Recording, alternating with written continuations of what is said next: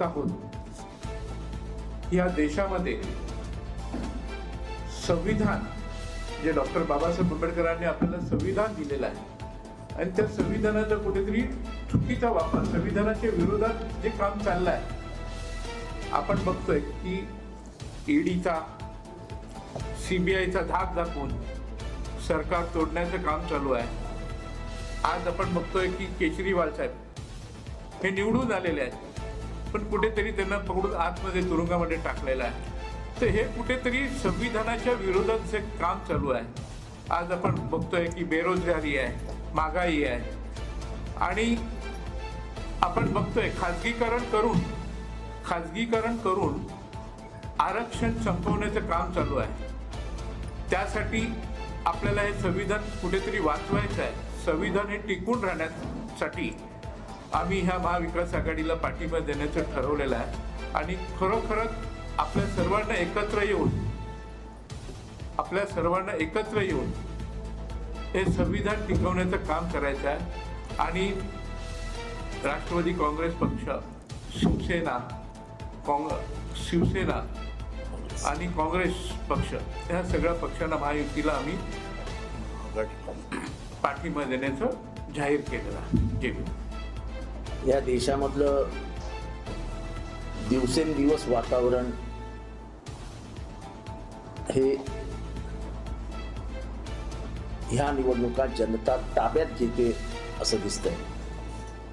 आज सकाळी मी एक व्हिडिओ बघितला.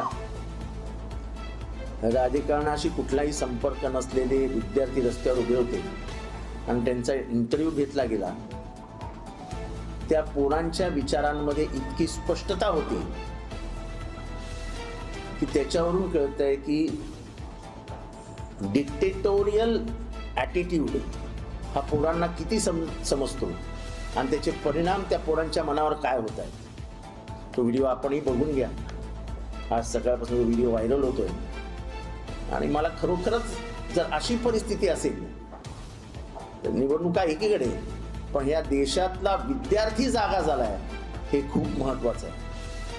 मी अजूनही तुम्हाला आठवण करून देतो की इंदिरा गांधींच्या विरोधात जी लढाई सुरू झाली ती पहिल्यांदा लढाई नवनिर्माण आंदोलनातनं सुरू झाली आणि दोन्ही ठिकाणी विद्यार्थी आंदोलन झाले. एक बिहारमध्ये झालं आणि एक गुजरातमध्ये झालं आणि दोन्ही सरकार अडचणीत आली.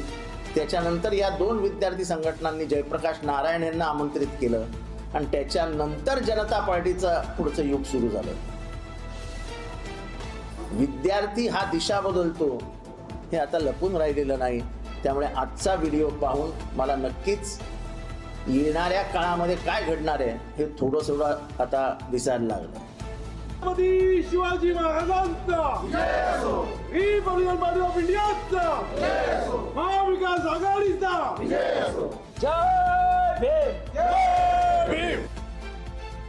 राष्ट्रवादी काँग्रेस पार्टीच्या वतीनं आताच्या लोकसभा निवडणुकीमध्ये जवळपास आमच्या वतीनं असलेल्या सर्व उमेदवारांचे उमेदवारी अर्ज प्रचंड संख्येनं उपस्थित कार्यकर्ते आणि नागरिकांच्या जल्लोषामध्ये मोठ्या उत्साहामध्ये ते उमेदवारी अर्ज दाखल करण्यात आलेले आहेत.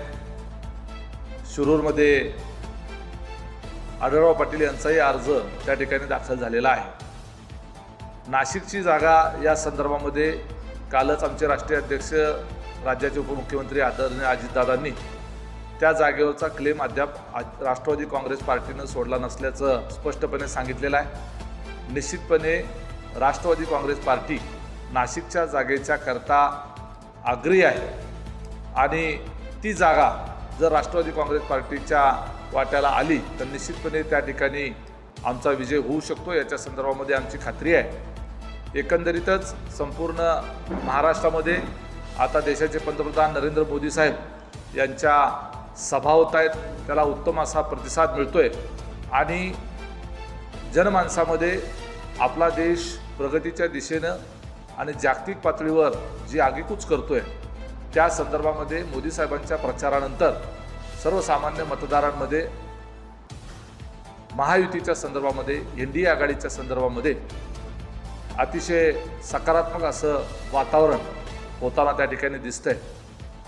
एकूणच प्रचारामध्ये काही ठिकाणी खालचा स्तर गाठला जातोय. आम्ही त्या संदर्भामध्ये भाष्य जास्त करणार नाही, कारण त्यातून एकाला एक उत्तर देऊन आणखी त्यामध्ये खालचा स्तर गाठून विनाकारण मतदारांचा भ्रमनिरास करण्याचा आमचा कुठलाही उद्देश नाही. आपल्याकडून जर काही या निवडणुकीच्या पार्श्वभूमीवर काही प्रश्न असतील तर आपण जरूर ते विचारावेत.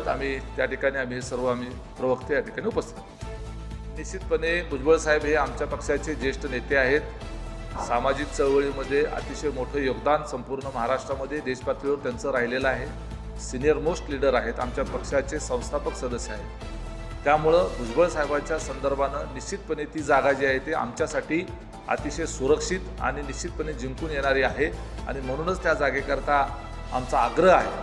भुजबळ साहेबांनी त्यांची व्यक्तिगत भूमिका त्या उमेदवारी जाहीर होण्याच्या संदर्भानं उशीर होत असल्या कारणानं जरी मांडली असली तरी त्या ठिकाणच्या मतदारांचा कल आणि त्या ठिकाणची जनभावना पाहता जागा जर राष्ट्रवादी काँग्रेस पार्टीकडे ती आली तर पार्टीचा आग्रह हा भुजबळ साहेबांच्या संदर्भातच असेल. ठाण्याच्या जागेच्या संदर्भात राष्ट्रवादी काँग्रेस पार्टीची त्या ठिकाणी काही भूमिका नाही. त्यामध्ये शिवसेना आणि भारतीय जनता पार्टीच्या अंतर्गत दोघांमध्ये चर्चा होऊन लवकरच त्या संदर्भामधला निर्णय सुद्धा जाहीर. टाइम्स डिजिटलला लाईक करा, सबस्क्राईब करा, शेअर करा आणि बेल आयकॉन दाबायला विसरू नका. पाहत रहा टाइम्स डिजिटल.